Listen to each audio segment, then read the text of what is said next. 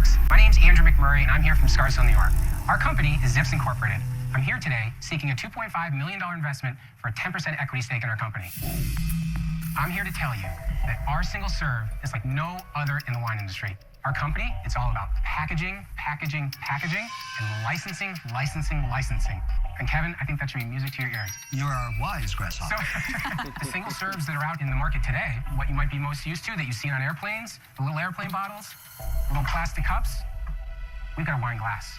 It's got weight and it's got strength. This glass is actually so strong that I can stand on it. Oh my God. Wow. Wow is right. To open this glass of wine, you're simply gonna unzip the outer clean wrap. This recyclable outer wrap acts as a UV protectant to the wine, which in single serve wine, shelf life is king. Now, to open the wine, you're simply gonna unscrew the lid, attach it to the bottom. Very clever. Now, That's great. to open the wine, you're simply gonna lift and peel. One of the best parts about this now, lid comes back off, screws back on. This glass falls over, you're not spilling any wine out of it. So let me quickly give you guys each a glass so you can hold it. In our opinion, our package is gonna become to the wine industry what the aluminum can became to the soda industry. Cheers. Cheers. So obviously I'm doing this video because we just wrapped up the Copa Divino Part 2 where Copa Divino came on for a second time, which had never happened before, and with a bigger valuation, and of course doing a lot better than he was prior to being on the show. And here we are at season 6, so 3 seasons later, and we have yet another single serve wine. I forget who. I forget who. I want to say it was Super Denny that is the one that recommended that we do this video, this one as well. But I could be mistaken, so I apologize if I'm getting it wrong. But so coming in at a $25 million valuation is a lot. So, but in this case, at least he is already looking for royalty deal, licensing out of the gate. So that's a much different approach than what Copa Divino was looking to get. So, I'm curious to see if this is going to work out this time, since it's more about the technology than the wine. So for viewers out there, and you, Lori, who weren't around when this happened, Copa Divino was another single-serve wine deal that came in the tank twice. Both times got offers, and he never accepted either of them. Andrew, why is it different than Copa Divino? It's different in that we own the patents, and Copa Divino assured us they had patent on sealing a glass of wine this way. So how have you not breached that patent? actually, the company that owns the rights to that glass and to that technology is a company based out of France. In speaking with the owner of the company, he told us that the previous entrepreneur, essentially he's like a franchisee. So he had the rights to use his technology for his glass. So what is the difference between your two patents? The shelf life. That's what it boils down to. Our glass lasts for well over a year shelf life. Wow. So, okay. So, well, first off, the shelf life, awesome. One year, that's pretty incredible. But Andrew just kind of put him on blast there, and spilled the beans about the fact that he didn't actually invent the process and all that. And look, we see this a lot here in the tank, where people are taking products that aren't necessarily their own, and they're getting them either licensed or they're getting them just ordering them in bulk. We saw, it was that headlamp one from, I want to say it was from last season, where it was a lamp on a beanie or a toque. Is that what they say in Canada? And you could literally go and buy it on like Alibaba or AliExpress.com. And I even seen them from another company at a Best Buy. Same everything, identical PCB board, to plug and charge the light and everything. So, it's not always going to be, I invented this thing, but sometimes especially maybe in the early days of Shark Tank, could maybe get away with that because the internet wasn't as prevalent in like 2012 as it is today, and all that. So, Man, that's Andrew putting them kind of on blast there. Shelf life testing right now with 3 of the top 10 global brands in the world today. One I can tell you about, which is Yellowtail. They do close to 10 million cases a year in the U.S. market. So what I'm trying to clarify was certainty, because been down this road a long time ago. And by the way, you're doing better than the other guy, because he was sweating like a pig by this point. The point is, you're telling me, after having visited the owner of the patent, that there is no breach. They have agreed that you do not infringe on their patent. That is 100% correct. Is your patent unique not only to the form factor, but also to coat the glass with that plastic? Correct. The mix of the plastic that's in here is proprietary to us. Along with the exterior package. Along with the exterior, that's also part of the patent, is the UV wrap, the shrink wrap on the outside. So those two things, okay, let's put the patent aside for a moment. Okay, sure. You have no desire to make your own wine. You want to license this packaging to other big wine manufacturers and let them sell it. The answer would be no and yes and yes and no. So we actually have our Zipz brand. That's what's in front of you right now. That is our brand. Is it in Costco? It is not in Costco yet. And that's a big piece of why I'm here talking to you today. What are your sales? Okay, the project started about 16 months ago. We were working with Fetzer Winery. The deal with them was to get into 6 Major League Baseball parks for opening day of 2013. And we did $130,000 with them in licensing fees. They took your technology and put their wine into it and sent it over to the arenas? Correct. Is that the license? Correct. What was the percentage on that license? It's 15 cents a glass. How much money is totally invested in this venture right now? $8.5 million. Oh! Wow. And where did that money come from? We got about 25 investors total. We've got 6 retired Goldman Sachs partners, 3 of which own a professional sporting franchise. And the rest of this group, these are all Wall Street professionals. But the question becomes, if you have all those team owners, then why are you asking us for the money? I want all 5 of you guys at the table with me. What's the sell-through? Or what's your total sales? The Zipz brand that you're holding in your glass right now, we're currently down about $650,000 in sales. What does it cost at retail? A glass of Zipz. $2.99. Look, Per glass. very few people will buy a glass of wine for $3. We're already in 1,200 stores. We just got Walmart this What's week. it cost you to make? It cost me 95 cents. Ooh, look. Yeah, okay, so that means that there's not a lot on the bone in terms of profit there. You know, it's costing 95 cents. I assume that that's what the cost with the wine and the packaging, not just the packaging. Because if that's the case, that's really bad. If you're selling it for $2.99, it's not great. You know, basically you're 95 cents. You mark it up $1. They're getting it, or if you're even able to get them up $1 there, because you might only be able to get them like $1.50, and then they're doubling it to get the $3. I don't think $3 is outrageous for what it is, but I am kind of curious. Like going to some sports stadiums, I don't know that I see wine by the glass, at least here in Philly, because we're pretty blue collar here, so it's more about the beer. But yeah, I don't know. I mean, maybe it's more like a San Francisco thing. Like I'm not really sure where they're selling these, and if they are still selling, we're gonna check in on an update here at the end. But it definitely is it's a tough deal. It also seems kind of complicated. Hopefully they're going to formulate out like, what am I actually getting for the $2.5 million? And it also, the $2.5 million, I'm glad that Andrew made it very clear that he's looking to do a deal with all 5 sharks out of the gate, because otherwise the odds of him getting $2.5 million from one shark is like basically nothing, or next to nothing. So I'm really curious to see if, it seems like it's expanding, and he's willing to work with the, competing against himself within the single use wine space. But yeah, it definitely is tough when you're talking about $2.99 and your cost is almost $1. America, 97% of wine is sold for under $9.95 a bottle. So where this packaging idea has so much merit in terms of its delivery, it fails on its pricing. when the average consumer says to himself, I can get 5.5 glasses for $9.99 and I have to pay $3.99 for one. That's the problem.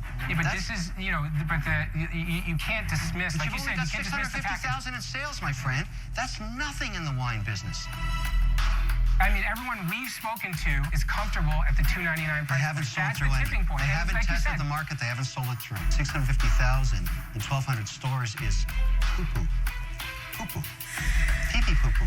Let's not get hung up on, though. I'm hung up. I know it's getting delisted. It's not going to work. We're talking about my brand. Look, I'm not a wine connoisseur, but even then, I would take MD 2020 from a quality perspective over a brand with a zipper named Zipz.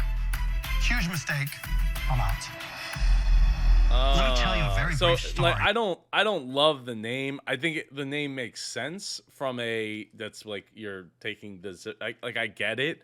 But if you're talking about quality, like that doesn't exactly bring quality to the table. I think maybe as a name of the company, not the name of the brand itself, that you're actually marketing to the end user. That's one of those things where you want to make, it needs to be more marketable. Calling it Zipz, the technology you could call Zipz, the company name you could call it Zipz. When you're talking about the customer, probably not calling it that. That I think will be sobering for you. I went to see Costco and talked to them about wine. They're the largest buyer of wine on earth, 5.2 billion in wine. I said, I'm going into the wine business. They said, who cares? There's 5,000 applications a year to put wine from all around the world into Costco. Go prove that O'Leary means something in the wine business. It took me 2 years to do it. I go back to Costco, and she says, impressive. But now you have to deal with a new price point. We talked about single serve. We talked about 750 milliliter bottles. We talked about my brand. Did you get your wine into Costco? I'm negotiating it right now. It's not in yet. Good question. That would be a no. Okay, what is your loss going to be this year? I don't want to look at it as a loss. I want to look at it as a reinvestment back. Why not simply license to the big manufacturers, to the big wineries, and let them take all of that? You're putting up enormous amounts of capital. That's not the purpose of a licensing deal. Why do any of it? Well, I mean, hindsight is always 20/20. That's the answer? Now he's in. No. Now he's too far in. He's got no choice. Okay, so at the price of $2.99 that you want to sell it at, if you don't get the sell-through up to, call it 10 million units in the next 2 years, you're screwed. You've run out of runway. So the real issue is getting back to how we started our conversation today. When we know everybody in America, which is 97%, buy wine at under $9.99, that's 97% of the market. And where's that fact from? Everything I'm telling you is a fact. You're going to go find this out on your own. My gut feel. Well, you would tend to think that Andrew would know that, at that point. And, knowing that Kevin went from, if this guy from Copa Divino could do it, like, I'm going to go do it. And I'm just going to I should be able to walk right in with my connections and make that happen. And even he could not just walk right into Costco and with his connections and his marketability and just be like, here's my wine. It's here. It's great. It's awesome. Do it. Sell it. Buy it from me. I think that's a really good lesson there for anybody that thinks that there's, they have all the connections. They have all the phone calls. Like, it depends on who you're trying to get, sell through to, right? People, quote unquote, they call me back, or they answer the phone when Mark Cuban calls, or they answer the phone when so-and-so calls. Yes, and that's not always the case, because Mark's not necessarily the one that's going to be calling. Lori's not the one that's necessarily going to be calling. It'll be someone from their team, which may get a reply, or maybe like, maybe it's just a scam call or something to that effect. So, I think that there is power in having the opportunity to where I'm not trying to downplay that the Sharks aren't capable of doing it, but I think that's a real lesson there, that even having those connections still is not enough. sometimes to be able, because they, Costco has people to answer to, those, if you just be like, oh, we're just going to take on the O'Leary wine because it's, it's got some hype behind it. If it doesn't sell through, now we're stuck and we can't make a bunch of those types of bad decisions. And any space, everything pays rent, right? So any space that they're taking up away from something that they know sells, then that's lost money. That's lost revenue for them, and that means that product, isn't necessarily going to pay the same amount of rent that that's something that they already know, because they have the market data to prove that they are going to be able to sell it at that rate, at the rate in which they're able to bring it in.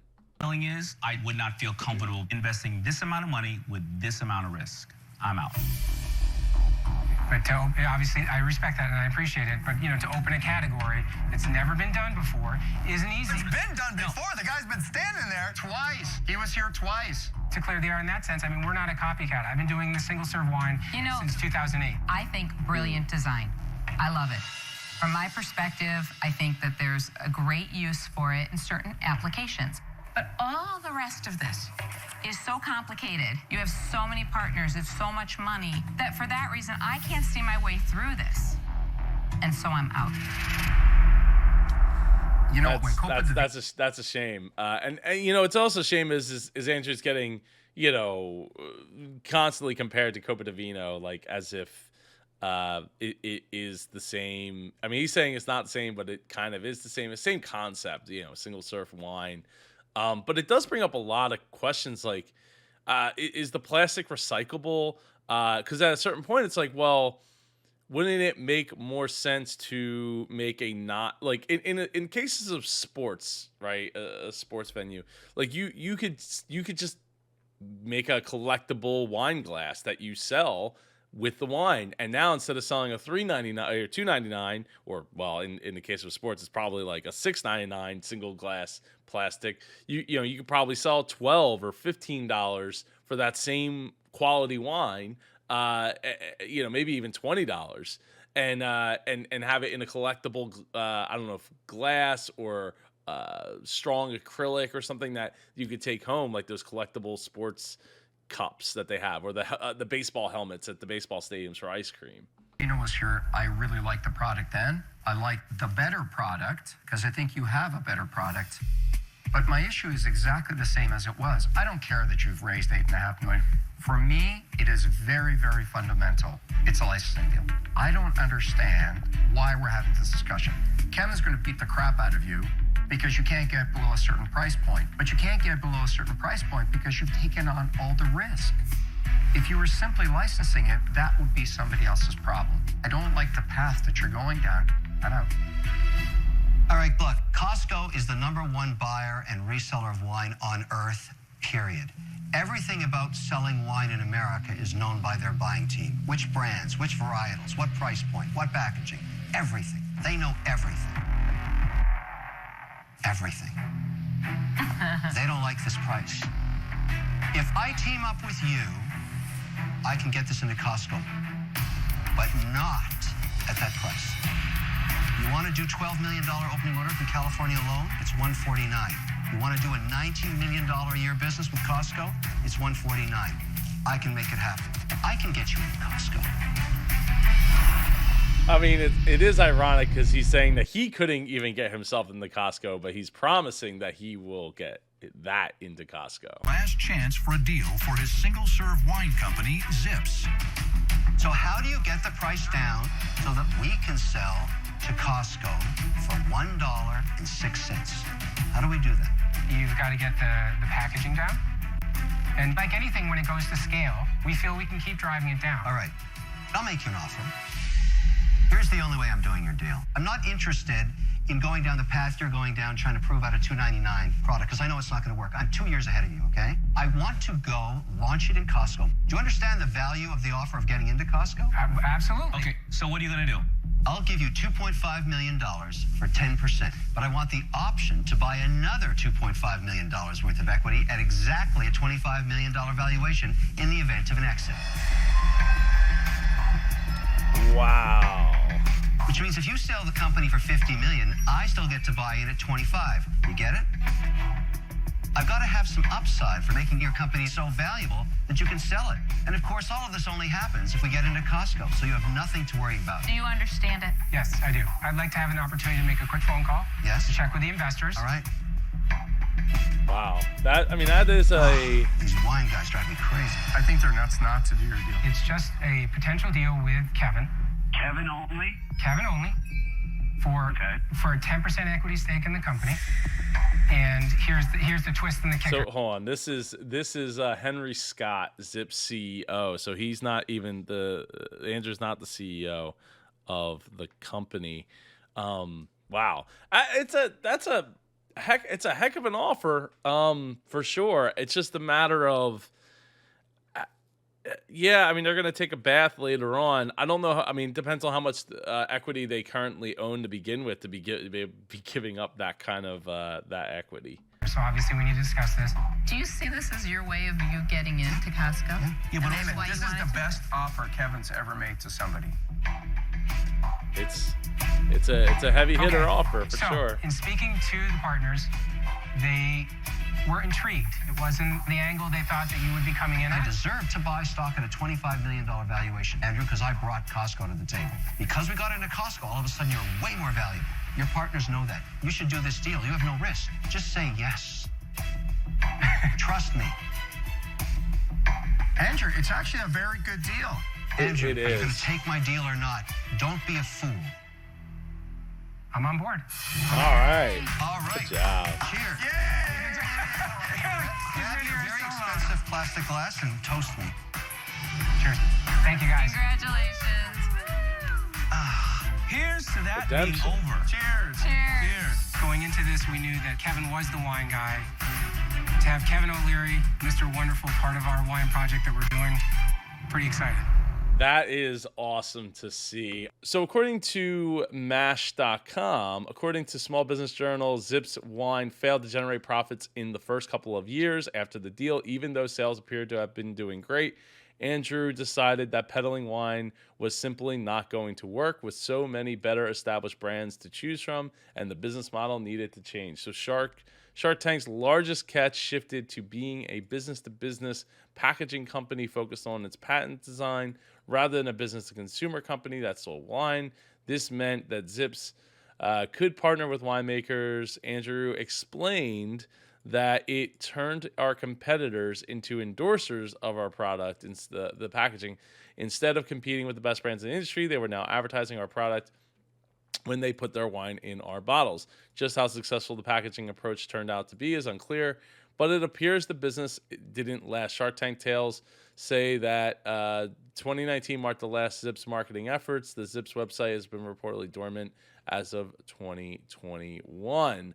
So that's a shame. Again, I would absolutely love to have you come on the show, Andrew, talk about your Shark Tank experience and for an interview and all. So just leave a comment down below, like Jefferson here, who says, greetings from Ecuador. Love your channel. Ding, ding. Thank you so much, Jefferson. I appreciate you being a part of the super community. It's always awesome to see that we have such an international presence, learning about business, together in this process. So I hope I'll see you in one of these two videos over here. Take care and go be super.